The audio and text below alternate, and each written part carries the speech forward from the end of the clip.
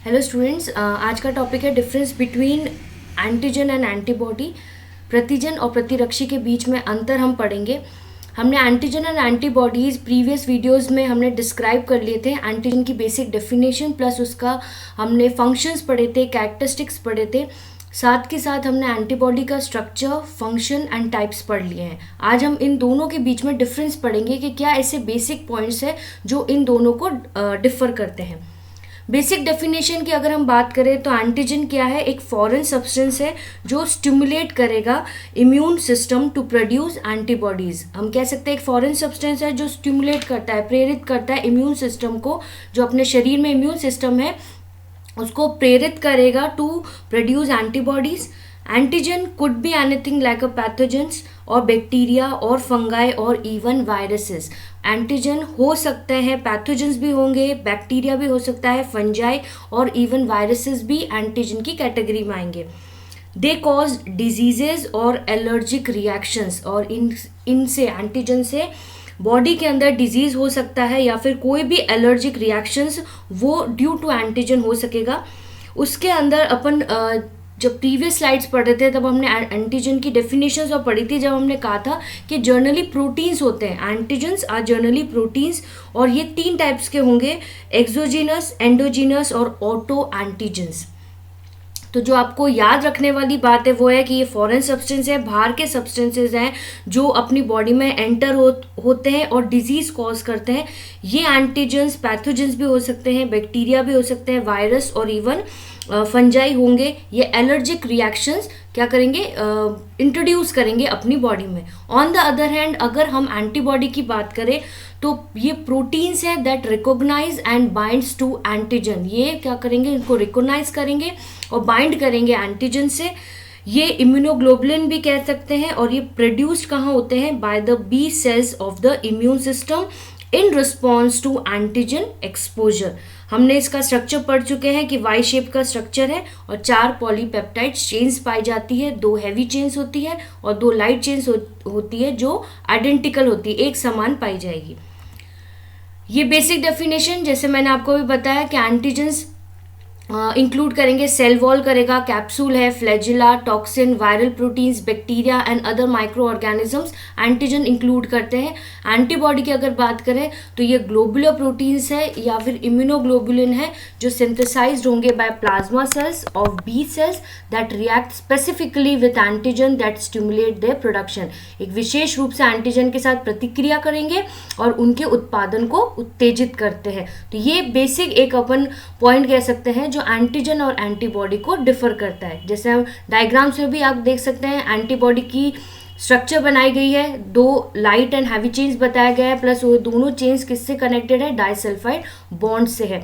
और ये जो एंटीजन का डायग्राम है ये बेसिकली कह सकते हैं ये बाहर के अणु हैं, बाहर के पदार्थ हैं जो बॉडी के अंदर जाकर बेसिकली डिजीज या फिर कोई भी एलर्जिक रिएक्शंस कॉज कर सकेंगे।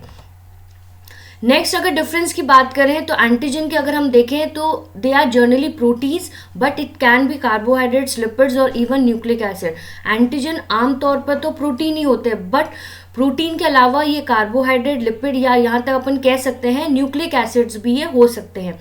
एंटीबॉडी की अगर हम बात करें तो ये ग्लाइकोप्रोटीन्स हैं जो बने हुए रहते हैं अमीनो एसिड से, and small amount of carbohydrate is also found in antibody. तो ये एक दूसरा अपन डिफर पॉइंट कह सकेंगे कि एंटीजन तो प्रोटीन्स है बट प्रोटीन के अलावा ये कार्बोहाइड्रेट्स भी हो सकते हैं, लिपिड्स भी हो सकते हैं और न्यूक्लिक एसिड्स। और एंटीबॉडी ग्लाइकोप्रोटीन्स होंगे जो बने हुए रहते हैं अमीनो एसिड से और इनके अंदर स्मॉल अमाउंट कार्बोहाइड्रेट का भी पाया जाता है। नेक्स्ट डिफरेंस की बात करें तो एंटीजन के अंदर एपिटोप्स पाए जाते हैं। उनका जो एपिटोप जैसे आपको डायग्राम में भी दिख रहा है, एपिटोप 1, 2, 3, तो 3 तरीके के रीजन्स पाए जाएंगे। तो हम इसको बोल सकते हैं the region of the antigen that interact with the antibody is called epitopes. ये वो रीजन है एंटीजन का जो इंटरैक्ट करेगा एंटीबॉडी से, तो उन्हें हम एपिटोप कहेंगे। पैथोजन, जो भी पैथोजन है या वायरस है या कोई भी बाहर का जो अणु है उसके अंदर बहुत सारे एपिटोप हो सकते हैं। एंटीबॉडी की बात करें तो इसके अंदर जो वेरिएबल रीजन्स है, हमने 2 तरीके के क्षेत्र पढ़े थे, contact regions and variable reason.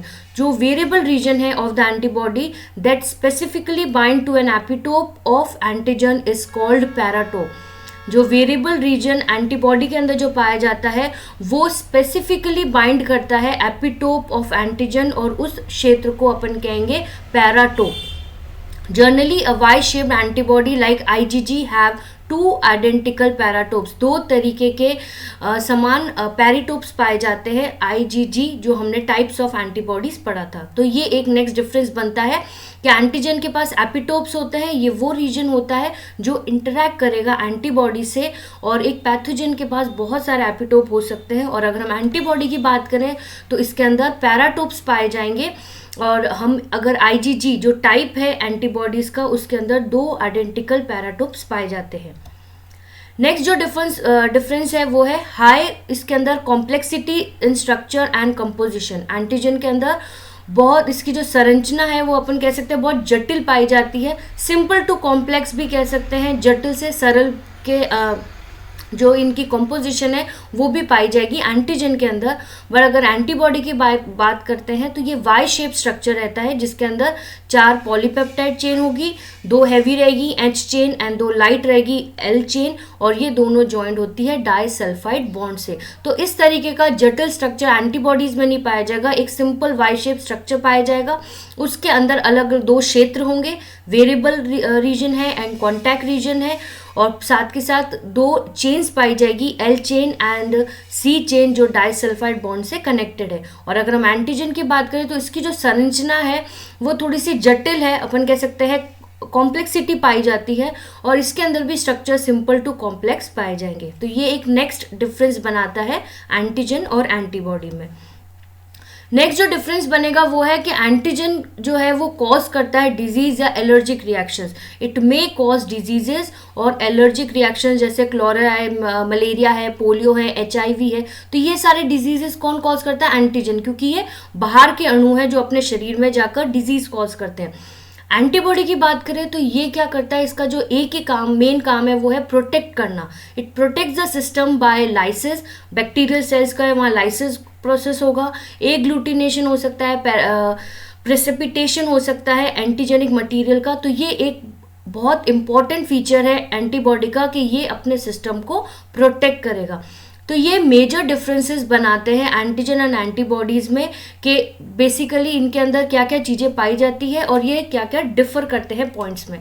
ये एक जर्नलाइज्ड इंग्लिश मीडियम के लिए एक डिफरेंस बिटवीन एंटीजन और एंटीबॉडी का एक चार्ट है कि एंटीजन को इम्यूनोजिन्स भी कहते हैं और एंटीबॉडीज़ को हम इम्यूनोग्लोबुलिन्स के नाम से भी जान सकते हैं. मॉलिक्यूलर टाइप अगर हम देखें दोनों का तो एंटीजन्स यूजुअली लिपिड्स होंगे, however they can be protein, carbohydrates and nucleic acid.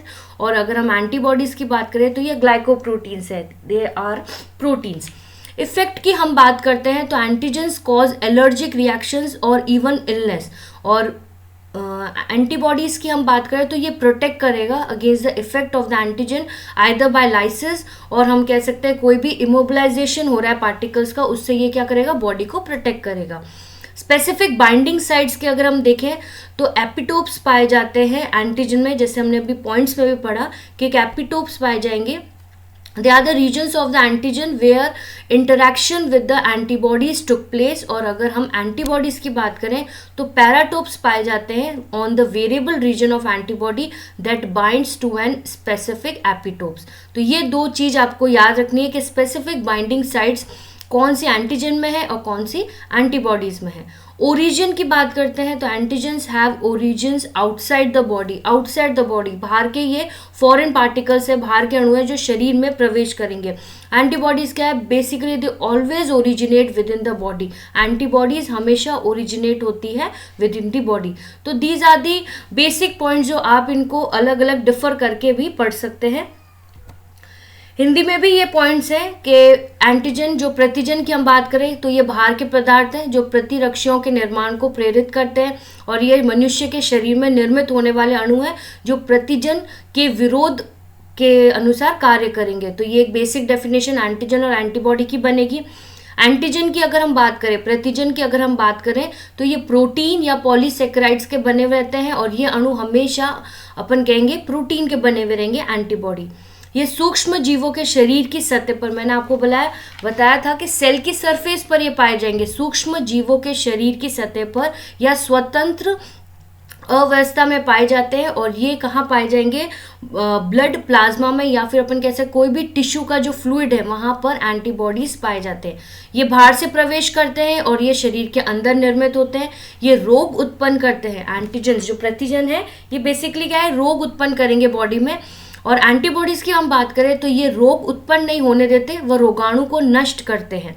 ये अनेक प्रकार के हो सकते हैं। एंटीजेंस कौन कौन से, अपन कैसे वायरस है, प्रोटोजोआ है या जीवाणु है, कोई भी तरीके के जो है ये सारे एंटीजेंस होंगे। और एंटीबॉडीज़ की अगर हम बात करें तो ये बेसिकली 5 प्रकार के होंगे जो हम हमारी प्रीवियस स्लाइड में पढ़ चुके हैं। IgM, IgG, IgA, IgE and IgD।